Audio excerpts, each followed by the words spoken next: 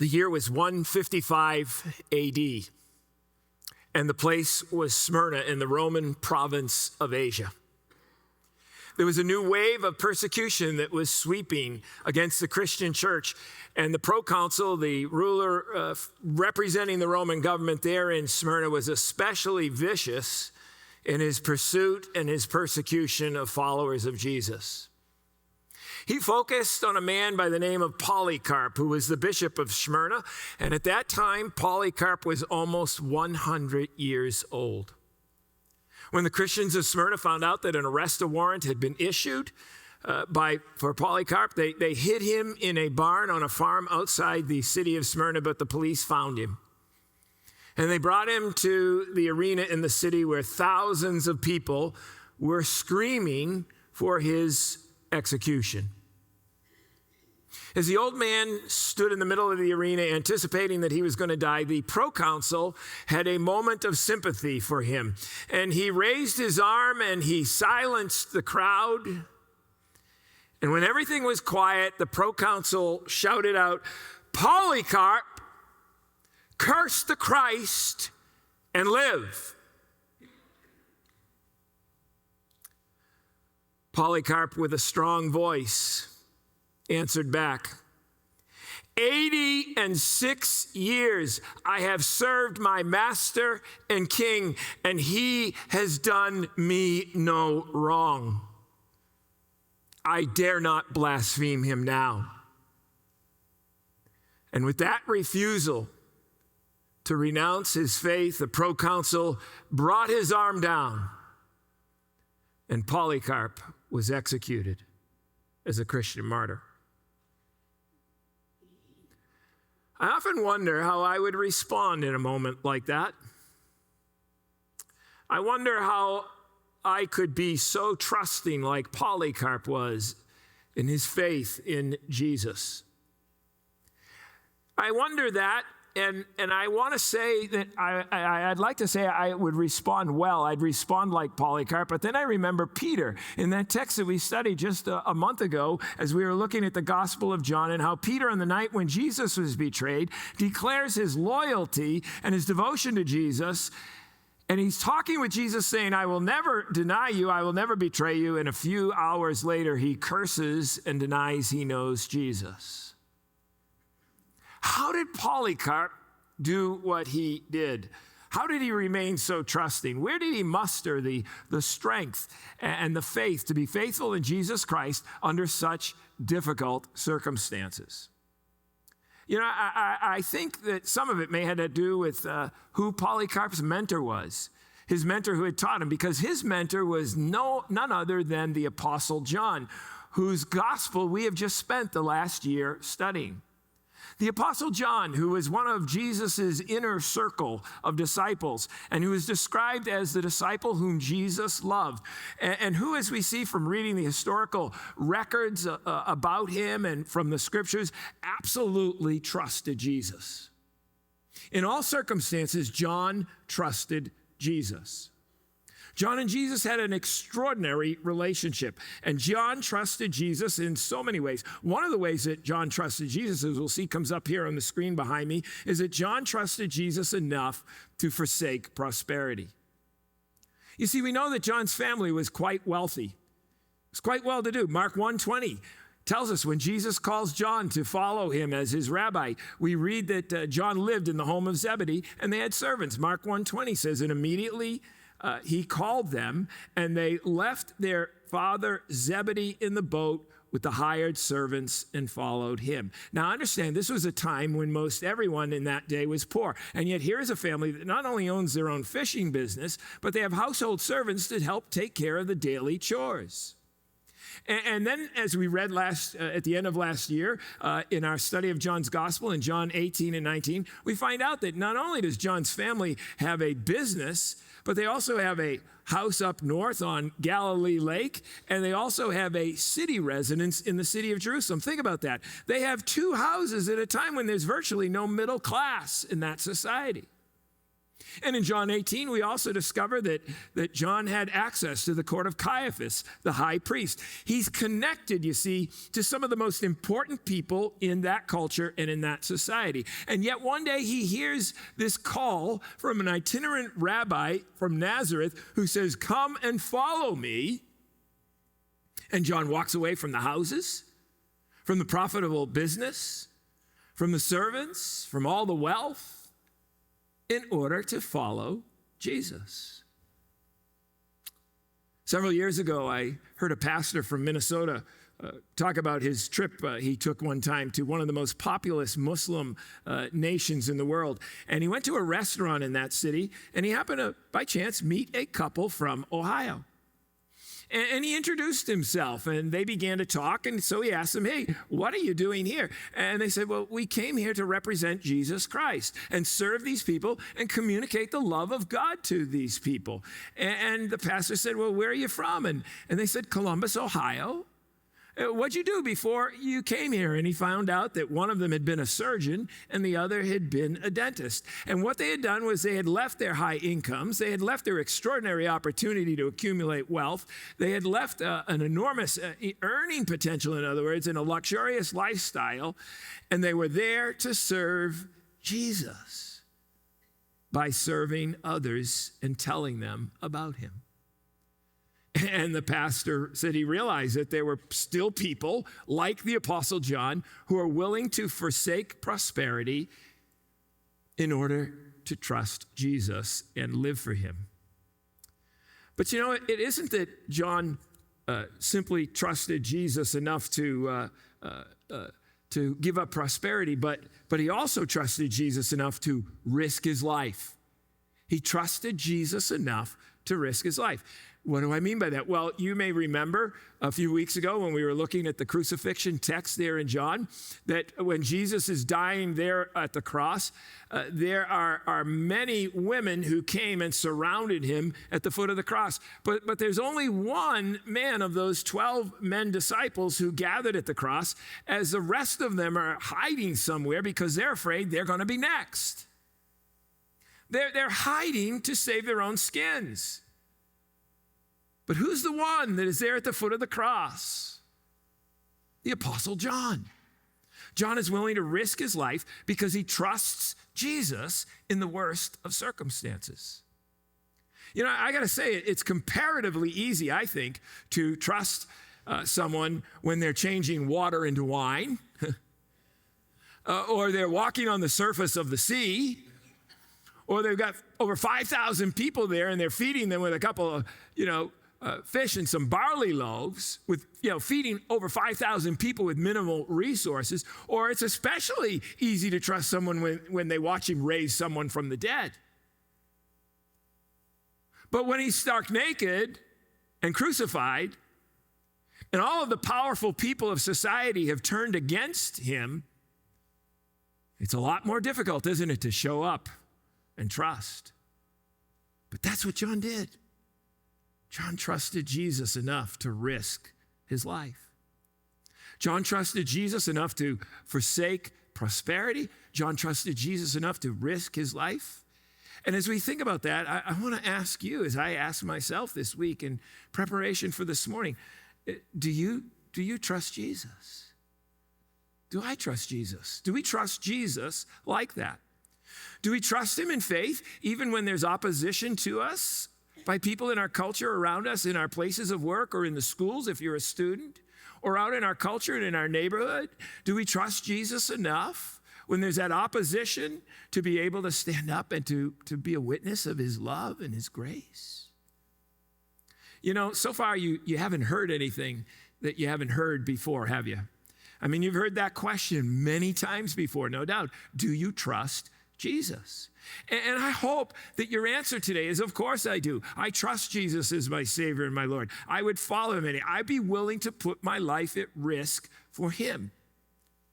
And I want to say to you today, if your answer is no, that you've never trusted Jesus, I want to encourage you, let this be the day as we take communion today and as we think about our relationship with him. I pray that this will be the day when you trust him in faith, when you say, Jesus, I trust you and I believe in you for who you are as the Son of God, and that you came long ago to die on the cross for me and take away my sin and provide by forgiveness of God for me by taking on the consequences of the things that I've done wrong. I hope that this will be the day for you when you do that if you don't trust Jesus. But for those of us who do, I want to ask us, are we willing to trust him even in the face of opposition? Are we willing to live for him? You know, as we think this morning about this, and as we think about the relationship that Jesus and John have, I want to say to us, there was more to that relationship than just John trusting Jesus. Because what is amazing is that Jesus trusted John. Jesus trusted John. I mean, think about it. Jesus trusted John with his mother. He trusted John with his mother. What do I mean? Well, you all know from that story that we read from John 19 that at the time when Jesus was crucified, he suffered what thousands of others suffered when they were crucified. Because you see, crucifixion was a terrible form of capital punishment. It was invented by the Phoenicians. It was perfected by the Romans. And we know a lot about crucifixion. And we've talked about this before. We've talked about the terribly horrible and gruesome details of crucifixion. But one of the dynamics that goes on and happens within crucifixion is that the person who is crucified would hang by their wrists. And they would hang by their wrists until a paralysis would come down their arms and across their pectoral muscles. And that paralysis, after a while, prevented them from being able to breathe back out. They could breathe in, but they weren't able to breathe out. And the excruciating weight of putting one's feet on the cross, and after having been nailed to the cross and having to put your weight on your feet to lift yourself up so you could breathe out, was horrible. And I describe that, and I say that to say that those who were crucified didn't talk very much when they were on the cross because they couldn't. They spoke very little because the effort it would take for them to be able to lift up and breathe out and take that breath in so they could speak was excruciating. And that's why Jesus spoke very little. In fact, on those 6 hours that Jesus hung on the cross from 9 in the morning till 3 in the afternoon when he died, we have 7 times where he spoke a few words. Only 7 times in those 6 hours did he speak. And one of those times shows us how he trusted John. As look at John 19, verses 25 through 27, as it comes up behind me on the screen. It said, near the cross of Jesus stood his mother's sister, Mary, the wife of Clopas, and Mary Magdalene. And when Jesus saw his mother there, and the disciple whom he loved standing nearby, he said to her, woman, here is your son. And to his disciple, here is your mother. And from that time on, this disciple took her into his home. You know, we need to understand what was going on there, because in that culture and in that language, it was expected that the eldest son would take care of a widowed mother until she died. When a woman was widowed and her husband was gone, the eldest son was responsible for taking care of his mother. And here Jesus is dying, and he knows that he can no longer take care of his mother moving forward. And Jesus' own brothers aren't there, and so he needed somebody to take care of his mother in his absence. And there was one man who he knew he could trust, and it was John. And maybe you don't realize this, but the ancient traditions tell us that when the disciples spread out from Jerusalem to go out into the outer parts of the Roman Empire to minister for Jesus and tell others about Jesus' love and grace, Peter goes to Rome, Thomas goes to India, some of them go to African countries, some of them are spreading across the Roman Empire, and all the while John stayed put in Jerusalem until Mary died, so he could fulfill the trust of Jesus. It wasn't until after Mary died that John then goes to Asia Minor and he becomes a pastor and ultimately the bishop of the churches there, and becomes part of one of the most amazing revivals ever seen in all the world. As when the Christian communities went into Asia Minor was one of the most pagan, one of the most evil provinces in the Roman Empire. And within a couple generations after having arrived there and ministering, the province of Asia Minor became about 80 to 85% Christian. Staggering revival. Well, Jesus trusted John with his mother, but he also trusted him with the gospel. Jesus trusted John with his gospel, and we see why when we see what happened after John and the followers of Jesus and his community goes into Asia Minor. But he trusts John with his gospel. Now you and I have learned in Sunday school classes or Bible classes or in our reading that there are 4 gospels at the beginning of the New Testament. And the first of 3 of those gospels are what are called the synoptic gospels. In other words, that means they are synonymous to each other. They're similar to each other, Matthew, Mark, and Luke. In fact, 95% of the Gospel of Mark is word for word right out of the Gospel of Matthew. Matthew, Mark, and Luke are amazingly similar in their writings. But what's interesting is that when God wanted someone to tell the rest of the story, when God wanted someone to be able to include some of the miracles that John speaks of that aren't in the other gospels, when God wanted someone to be able to tell others what Jesus whispered there at the table at the Last Supper, when God wanted all kinds of information showing that Jesus is truly God, which information that's not included in some of the other gospels, he needed someone who would get it right. And God trusted John for that. And in the closing line of John's gospel, it says, and this kind of astounds me, if everything else that Jesus did were written down, I suppose the world itself could not contain all the books. That's what John writes at the end of the gospel. And I look at that and I go, wow, talk about an editorial challenge. That's an amazing editorial challenge. He has an entire world full of things that he could put down in his gospel about Jesus, and he narrows it down to 21 chapters that we studied last year on Sunday mornings. Jesus had to trust someone who could exclude some of the miracles that he performed that needed to be excluded at that moment, who could maybe exclude some of the teachings that needed to be excluded at that moment, but include what absolutely needed to be included. And John got it right.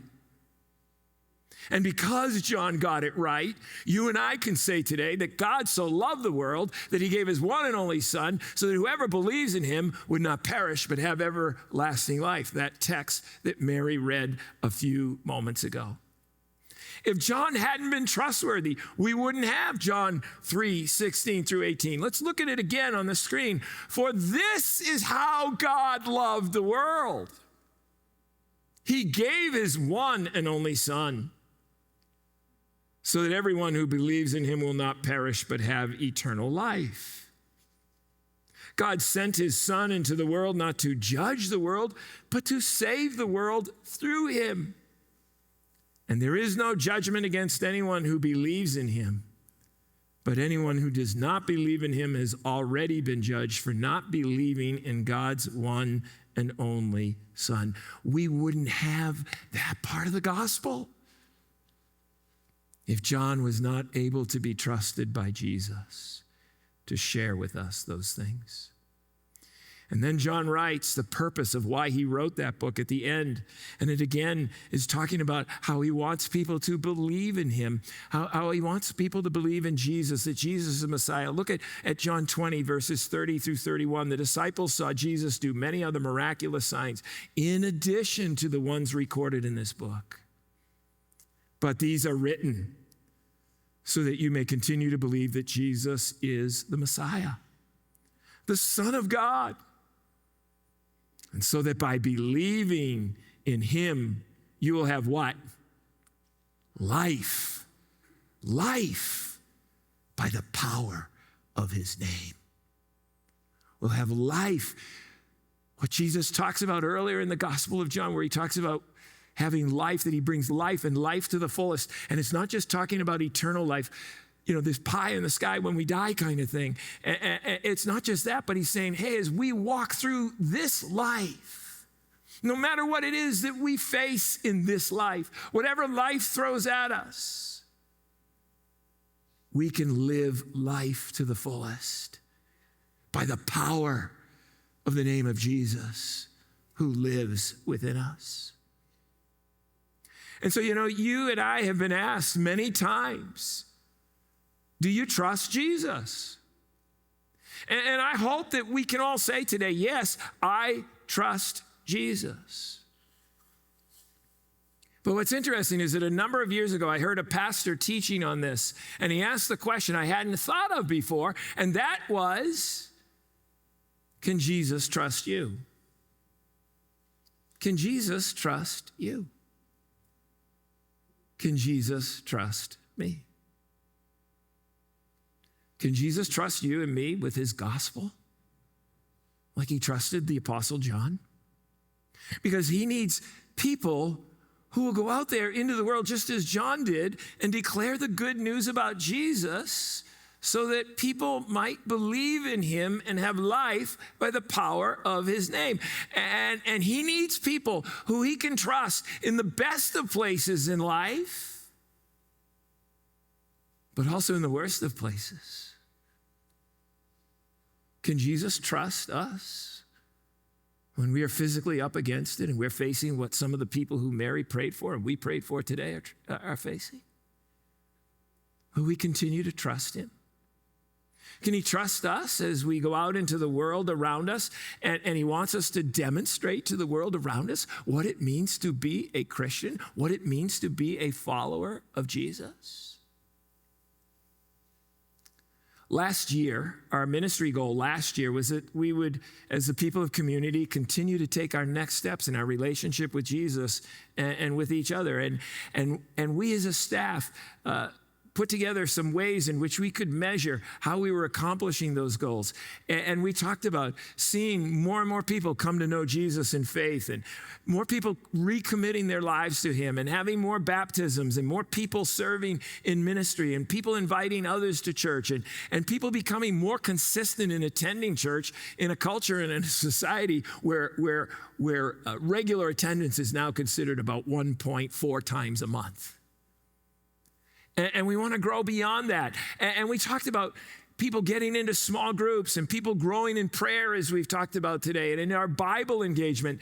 And we had these goals in order to take our next steps in our relationship with Jesus and each other.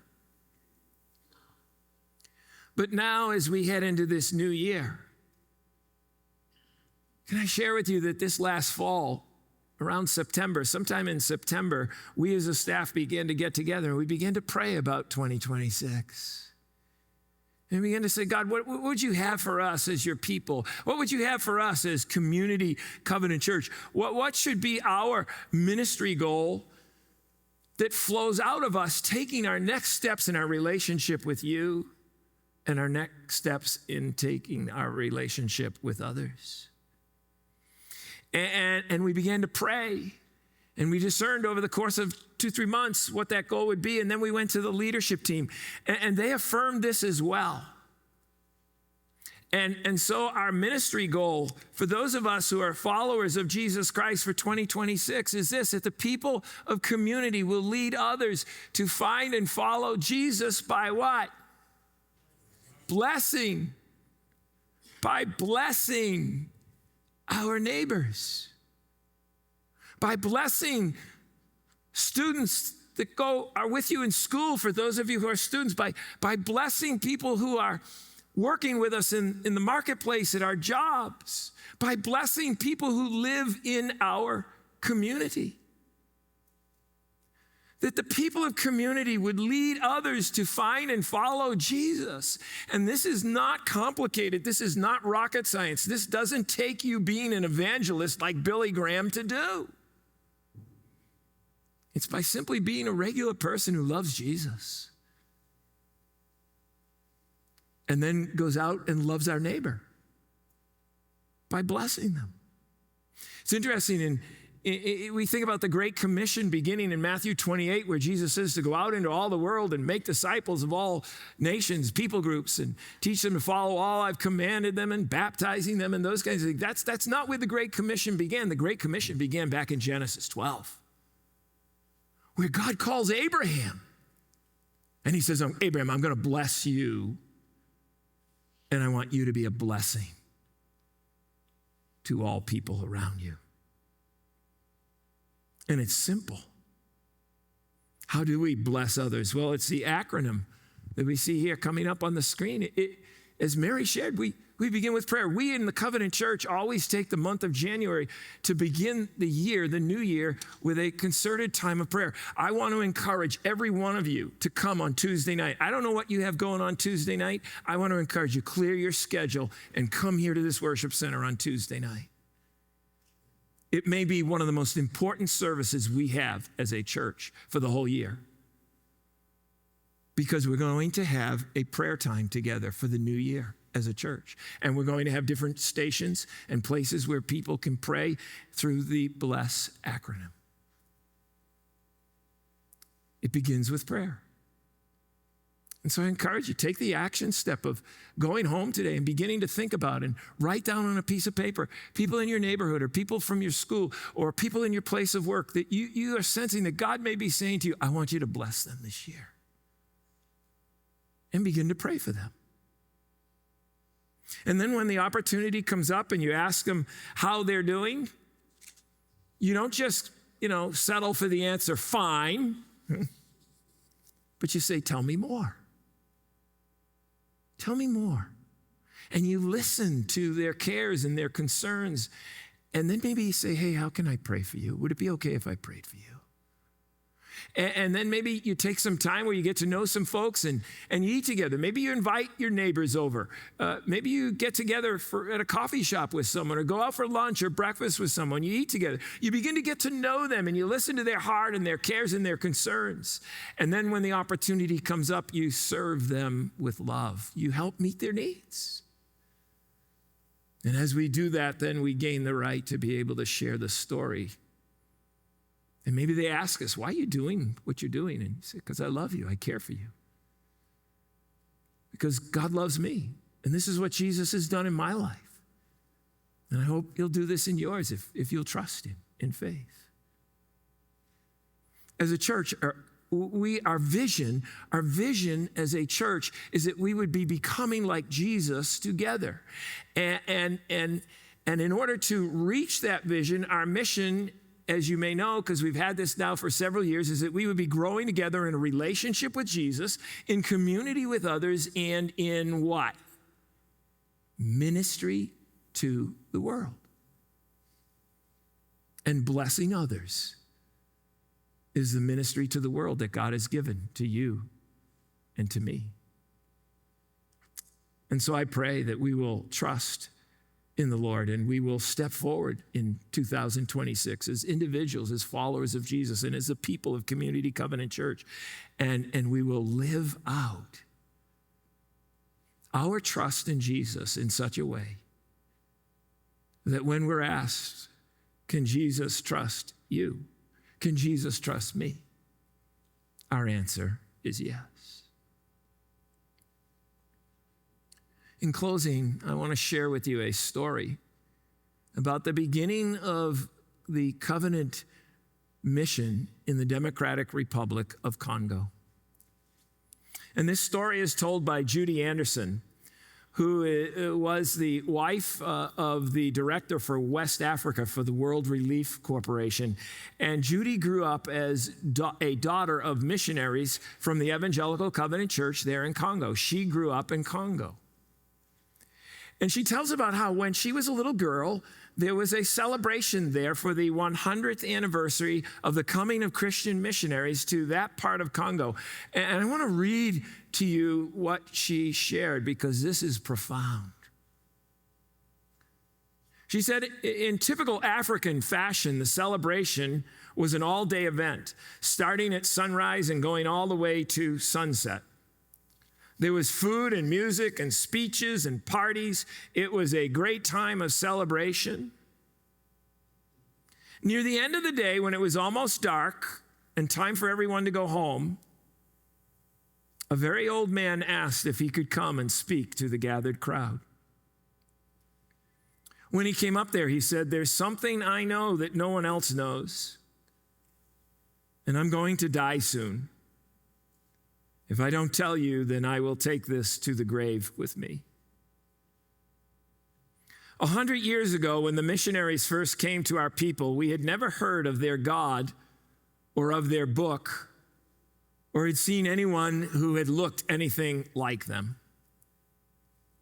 Our people didn't know whether to believe what they had to say or not.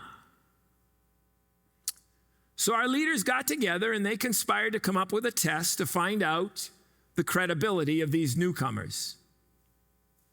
And the test was that they would poison one of them and see how everybody reacted.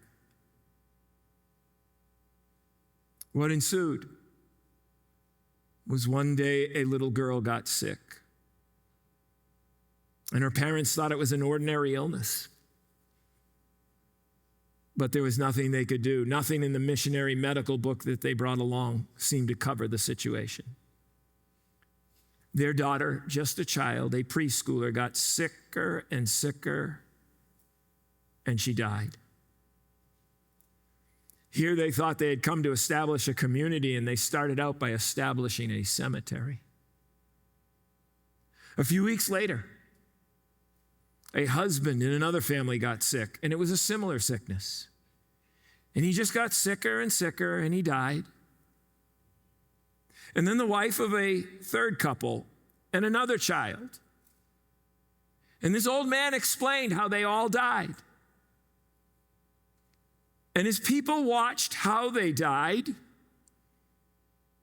and how the community reacted. And they decided their message must be true. And it was then, the old man said, that the villagers decided to follow Jesus. I have to tell you, I wonder if I were one of those missionaries, would I have come home? If my daughter Bethany Joy had died, or my wife Vanessa had died, or colleagues had died, would I have left? The first missionaries from the Evangelical Covenant Church to the Democratic Republic of Congo didn't leave. They trusted Jesus, like the Apostle John. They trusted Jesus enough to risk their lives and do it even though nobody ever found out for 100 years what really took place. They stayed. And as a result, the Covenant Church in Congo is way larger than the Covenant Church in the United States and Canada.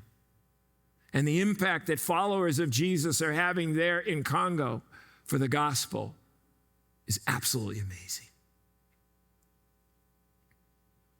What about you? What about me?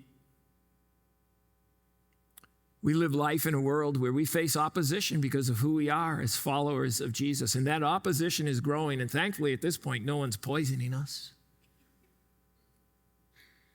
But in the midst of what we face in the world, whether personally in our own lives or from outside forces, will we commit to blessing our neighbors?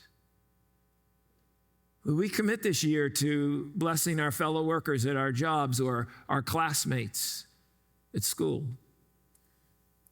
Will we go home today and take this action step of beginning to write down some names who we feel that God may be leading us to bless? And begin by praying for them and listening to their cares and concerns and eating together with them and serving them with love so that we can ultimately share our story of faith of what Jesus has done in our life and what he wants to do in theirs. That's what being a follower of Jesus really is all about. His disciples wanted to become like Jesus, and that's what Jesus' mission was in the world, right? He said, I came to seek and to save those who are lost. And if you and I as Community Covenant Church are becoming like Jesus together, then it begins with this simple action step. We're on this Epiphany Sunday, this Sunday where we celebrate the light of God being revealed to the world through Jesus Christ. We would take this action step and we would say, I want to be part of that light. I want to be part of revealing Jesus to the world around us. And I'm going to do that by blessing others. I'm going to live as Jesus in this world until he takes me home.